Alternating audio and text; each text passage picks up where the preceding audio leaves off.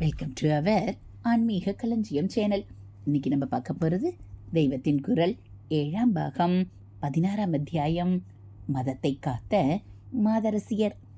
அதில் ஆரியாம்பாள், சரசவாணியும் ஆதிசங்கரரும். தமிழ் தேசத்தில் புறச்சமயம் அகன்று வைதீக மதம் புது ஜீவனோடு வேர்விட்டதற்கு 2 ஸ்திரீகளை பகவான் கருவிகளாக வைத்துக்கொண்டு அவர்கள் ஸ்திரீ சுபாவப்படி பின்னால் நின்று கொண்டு அப்பர் சம்பந்தரின் பிரபாவம் வெளியாகும்படி செய்யுமாறு லீலை செய்திருக்கிறான். பாரத தேசம் முழுவதையும் எடுத்துக்கொண்டாலும் ஸ்ரீ சங்கர பகவத்பாதால் அக்காலத்தில் வேத பாகியமாக மறை வழக்கத்துக்கு புறம்பாக இருந்த 72 மதங்களை ஜெயித்து வைதீகத்தை ஸ்தாபித்தாரென்றால் இதுவும் ஒரு ஸ்திரீயின் தியாகத்தினால்தான் ஏற்பட்டது. அவருடைய தாயார் ஆரியாம்பாள் அவர் 8 வயசு குழந்தையாக இருந்தபோது சன்னியாசியாக புறப்பட்டு போவதற்கு அவருக்கு அனுமதி தந்திருக்காவிட்டால் அவர் இந்த காரியத்தை பண்ணியிருக்க முடியாது. சங்கர விஜயத்திலேயே இன்னொன்று, ஒரு பத்தினி தன் பதியை தியாகம் பண்ணியே மதத்தை வளர்த்திருக்கிறாள். இங்கே வைதீக மதத்துக்கும் அதற்கு வேறான இன்னொரு மதத்துக்கும் சண்டை இல்லை. ஆச்சாரியார் கர்மம், பக்தி, ஞானம் எல்லாவற்றையும் சேர்த்து சொன்ன டோட்டல் வைதீக மதத்துக்கும் அதில் கர்மத்தை மட்டுமே ஒப்புக்கொண்ட பார்ஷியல் வைதீக மதத்துக்குமே சண்டை.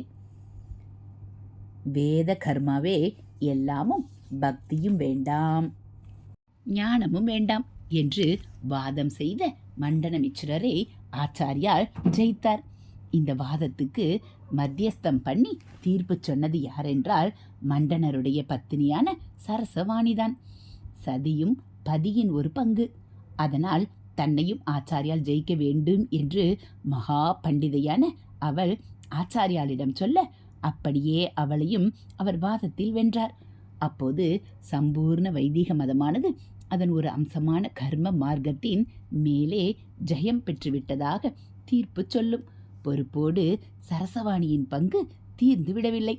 அதற்காக தன் பதியையே தியாகம் செய்ய வேண்டியதாகவும் அவளுக்கு ஏற்பட்டது.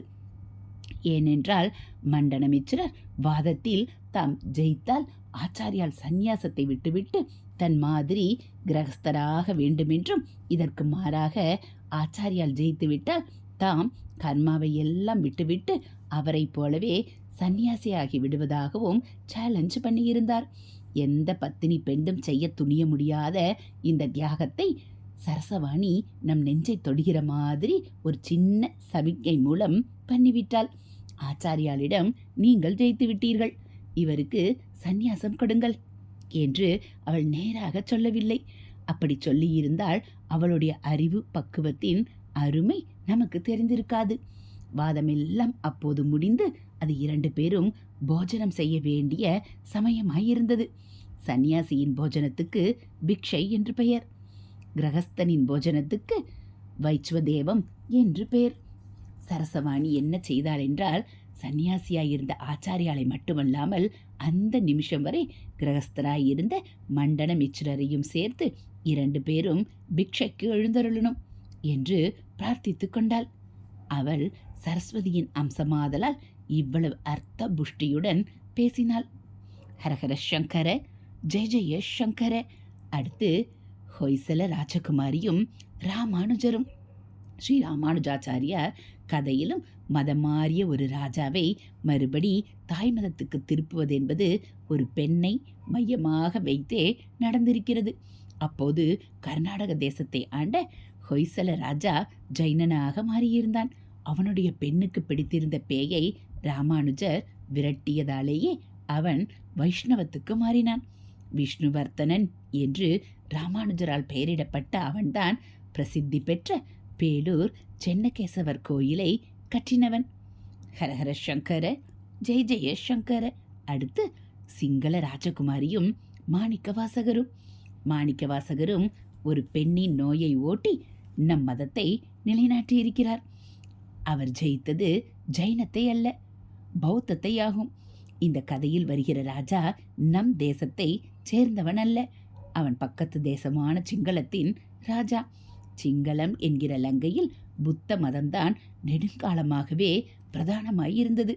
இந்த பௌத்த ராஜாவுக்கு ஊமையாக ஒரு பெண் பிறந்தது.